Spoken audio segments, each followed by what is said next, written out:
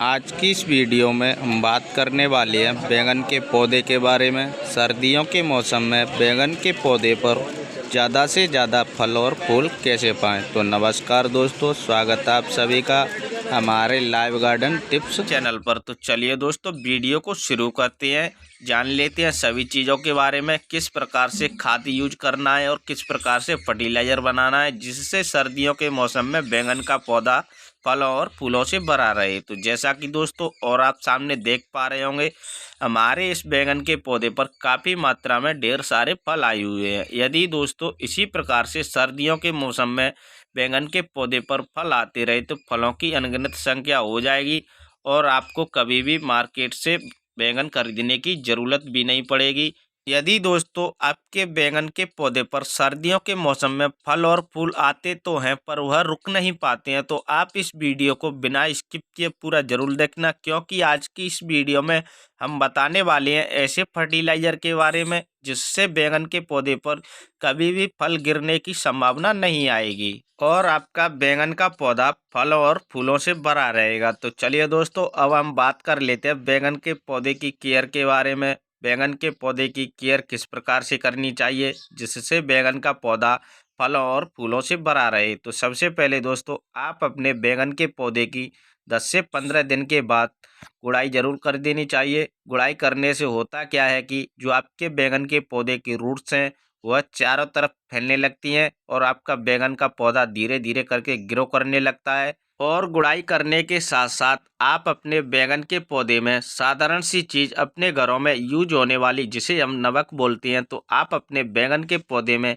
50 ग्राम use कर देते हैं तो आपका बैंगन का पौधा फलों और फूलों से भरा रहेगा और आपके बैंगन के पौधे पर काफ़ी बड़े बड़े साइज के फल हो जाएंगे, जैसा कि दोस्तों और आप सामने देख पा रहे होंगे। तो चलिए दोस्तों, अब हम आ चुके हैं बैंगन के पौधे की रूट्सों की ओर, जो कि आप सामने देख पा रहे होंगे। मैंने यहाँ पर इस बैंगन के पौधे की गुड़ाई करना शुरू कर दिया है। तो गुड़ाई करते समय आपको एक चीज़ का भी विशेष ध्यान रखना है, आप अपने बैंगन के पौधे की ज़्यादा गहरी गुड़ाई बिल्कुल भी नहीं करनी है।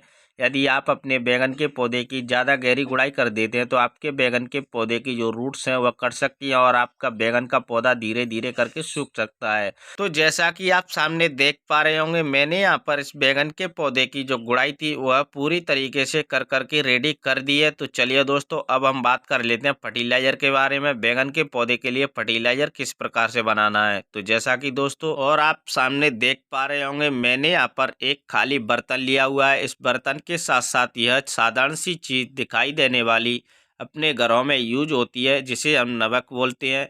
तो मैंने यहाँ पर इस नमक को 50 ग्राम के लगभग लिया हुआ है। तो चलिए दोस्तों, मैं इस नमक को इस खाली बर्तन में डाल करके भी तैयार कर देता हूँ। तो जैसा कि आप सामने देख पा रहे होंगे, मैंने यहाँ पर इस नमक को इस खाली बर्तन में डाल करके भी तैयार कर दिया है।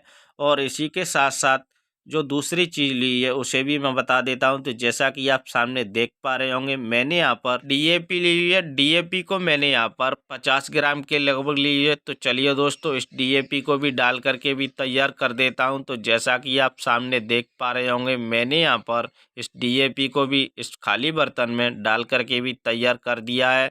तो चलिए दोस्तों, इन दोनों चीज़ों में पानी भी डाल करके भी तैयार कर देता हूं। तो जैसा कि आप सामने देख पा रहे होंगे, मैंने यहाँ पर इन दोनों चीज़ों में 1 लीटर पानी भी डाल करके भी तैयार कर दिया है। तो चलिए जल्दी से मैं इन दोनों चीज़ों को इस 1 लीटर पानी में हाथ की सहायता से या किसी भी सहायता से घोल करके भी तैयार कर देता हूं। तो जैसा कि आप सामने देख पा रहे होंगे, मैंने यहाँ पर इन दोनों चीज़ों को चम्मच की सहायता से घोलना शुरू कर दिया है।